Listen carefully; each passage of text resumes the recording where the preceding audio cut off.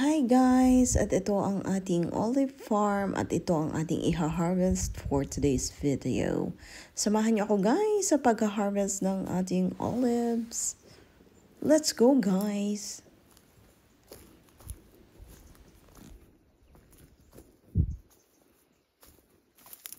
Hi guys! Ayan, ang aking mga bitbit. Ayan, may mga bitbit tayo. Ang aking nilalakaran mga guys ay ang mga lupang gumuho mula doon sa kabundukan. Ayun, nung panahon ng tagbagyo o tag-ulan. Ayan, dala ko at bitbit ko ang aking mga gamit para sa pag-aani ko ng payang baboy may hagdan. Ayun oh, mag-aani tayo. Hindi pa nga ako nakakapanguhan ng olives. Ba't wala ang pang-ani ng babo ng olives? Yung nagsishake or yung pangamot o yung kamay o yung galamay. Ayan. Tapos may tanim din dito ang babong ano eh. Hala! Ay, naputol na ang kahoy. Papahinga muna tayo pansamantala. At tayo aani ng oliva. Isa din yan, tsaka isa doon. Ang dalawa. Ayan, hindi malawak ang ulibahan. Ayan. Ang ulibahan na andun. Sa ibabaw. Sa likod na rin. At I'm very pagod much. I'm going to check. 1 by 1 pala ito ng babo. Alam mo, minsan masarap yung 1 by 1 eh. Dahil ang sakit na bata pag ang sakit sa kamay pag nag-shake na yung ano. Tapos na kaya din ang babo.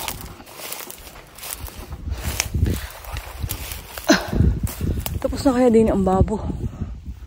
Wala na eh. Tapos itong punuan din eh. Di pa tayo din eh guys. Nagkakay may bunga. Naka, parang wala rin. Aring bunga. Let's check mga guys. Parang wala. Then last year ay napakadami nitong bunga. Ngayon, madami. Compare the other year daw. Tinan mo ito, walang bunga. No, walang bunga to. Meron. Kukunti. Yan. Ayan. Olives.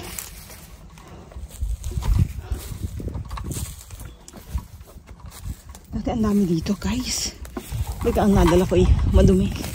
Ang lalagyan. Ayan ating olives. Ang olive farm. Sa baba. Kita nyo ga guys. Ayan, tinaob ko muna ang aking ito. Marami siya pero napakaliliit. Maliliit siya guys. Mas maganda unahin itong pataas. Kasi itong pababa napakahirap anihin. Itong pataas pala. Wow. Nalaga siya kahapon.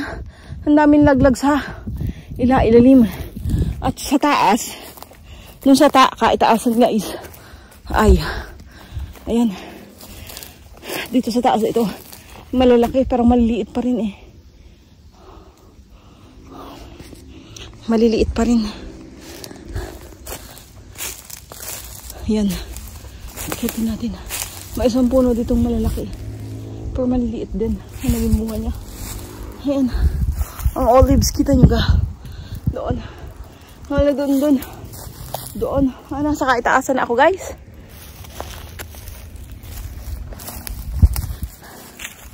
Ayan o. Kitang-kita natin ang kapantay na natin ang kabundukan. Nasaan kaya ang at doon madaming mga olives. Yan. Let's try na. Simulan natin sa gilid. Ayan ang mga olives na maliliit. Ilalagay ko muna sa aking bulsa. Pangunin muna natin, are. Wala kaming dalang pang yung nakuan, nag-shake. Wala. Ito, last year, ang tatabaan nito. Ayan. Kailangan panlimutin natin. Sayang ang katas nito. Aray ko. Sayang ang katas nito, kaya limutin na. Pinupulot ko mga guys, yung nasa tera. Ko sayang. Yan. Ating olives. Nanghihinayang ako. Kapag nasa tera, nako, ang init. Kala ko malamig na. Nadalawa pa. Pag nandito ka guys, kahit mainit, kahit taglamig na ay mainit pa rin. Ayan, mga olives natin. Hakyat mo na ako din. Baka magkikita ng kabuti. May kabuti ka kaya din. Ayun, pamula dun sa kaitaasang yun, ang lupa ng babo. Ayun dun, sa taas. I'm very gusto ko na kumain. Yan, mamuha na tayo din. Abot kamay laang are. Abot kamay laang ito guys. Dahil sa kaitaasan na tayo. Nilalagay ko na sa bulsa.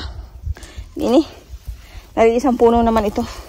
Siguro rin may kalahating kilo din pag napanguha. Yan.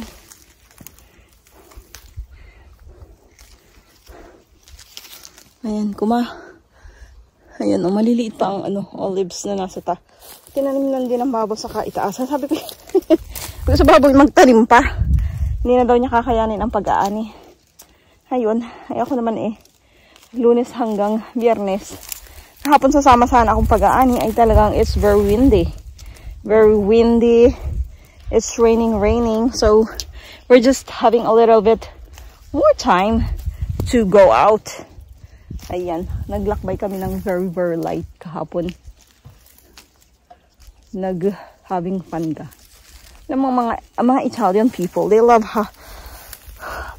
to going out and having pastime with family. Yung magbabanding sila together. At ang banding naman talaga namin ay ang kumain. We love to eat. Sabi ko kay Papi tayo naman ay pumunta doon. May pumunta sa malayo-layo. At ayan nga, medyo madami-dami itong bunga. Ayan yan ang itsura ng bunga ng olives. May green, may violet. Eto last year talagang parang ang lalaki ng bunga guys. Pero ngayon, lahat halos ng olives, napakaliliit ng bunga. I don't understand. Pero mabunga siya. Pero napakaliliit. Last year ang lalaki nito guys. Promises. Yung narinig nyo mga gayon, guys, ay asno. Yun ang pinaka matibay na siya ang way of transportation. O siya yung pinaka way, yun nga, transportation. Siya yung nagkakarga ng mabibigat mula sa kabundukan noong unang panahon.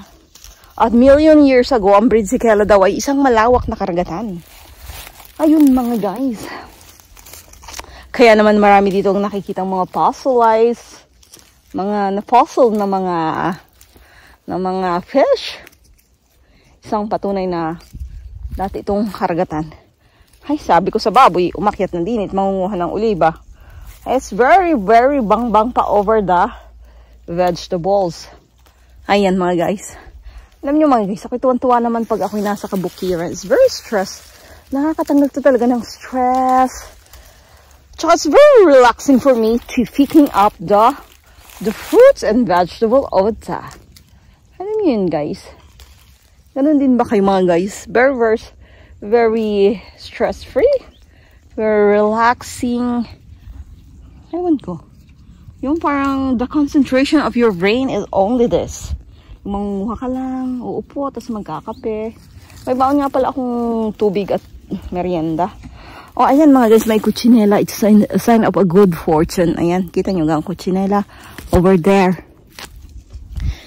It's a sign of good fortune here in Italy. Ayan. May muna mga guys. Ito ko, iaani na ng marami.